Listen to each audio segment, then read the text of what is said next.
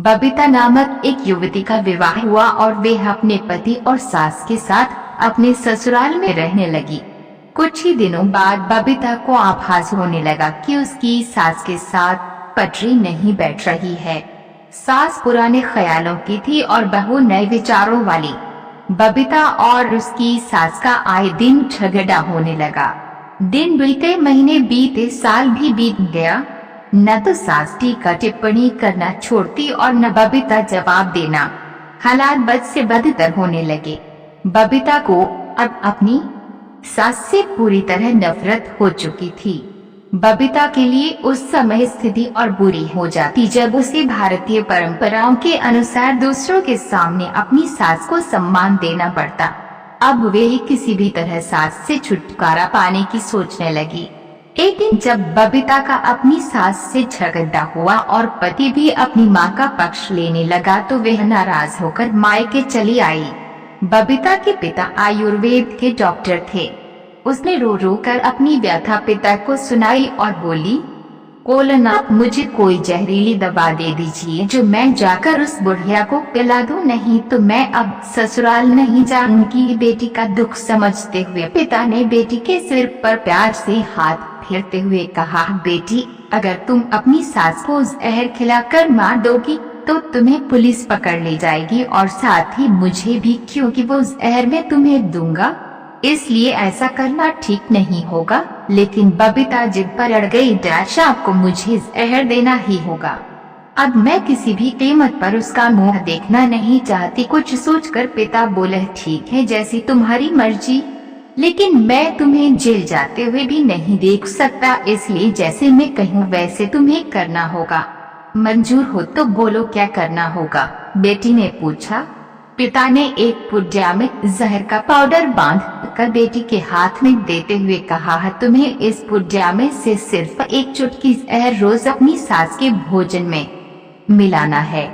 कम मात्रा होने से वह एकदम से नहीं मरेगी, बल्कि धीरे धीरे आंतरिक रूप से कमजोर होकर 5 से 6 महीनों में मर जाएगी।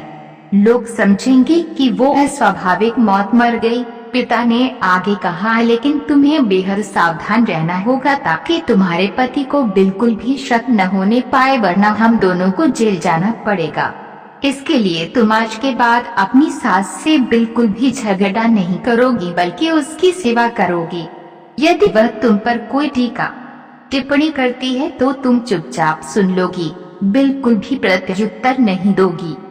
बोलो, कर पाओगी ये सब? बबीता ने सोचा, 6 महीनों की ही तो बात है, फिर तो छुटकारा मिल ही जाएगा। उसने पिता की बात मान ली और जहर की पुड़िया लेकर ससुराल चली आई। ससुराल आते ही अगले ही दिन से बबीता ने सास के भोजन में एक चुटकी जहर रोजाना मिलाना शुरू कर दिया। साथ ही उसके प्रति अपना बर्ताव भी बदल लिया। अब वह सास के किसी भी ताने का जवाब नहीं देती, बल्कि क्रोध को पीकर मुस्कुराते हुए सुन लेती। रोज उसके पैर दबाती और उसकी हर बात का ख्याल रखती। सास से पूछ कर उसकी पसंद का खाना बनाती, उसकी हर आज्ञा का पालन करती। कुछ हफ्ते बीतते बीतते सास के स्वभाव में भी परिवर्तन आना शुरू हो गया।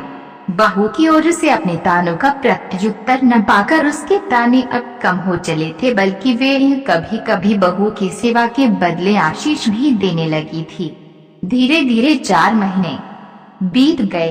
बबीता नियमित रूप से सास को रोज एक चुटकी जहर देती आ रही थी, किंतु उस घर का माहौल अब एकदम से बदल चुका था। सास बहू का झगड़ा पुरानी बात हो चुकी थी। पहले जो सास बबीता को गालियां देते नहीं थकती थी, अब वही आस पड़ोस वालों के आगे बबीता की तारीफों की पुल बांधने लगी थी। बहू को साथ बिठाकर खाना खिलाती और सोने से पहले भी जब तक बहू से 4 प्यार भरी बातें न कर ले, उसे नींद नहीं आती थी।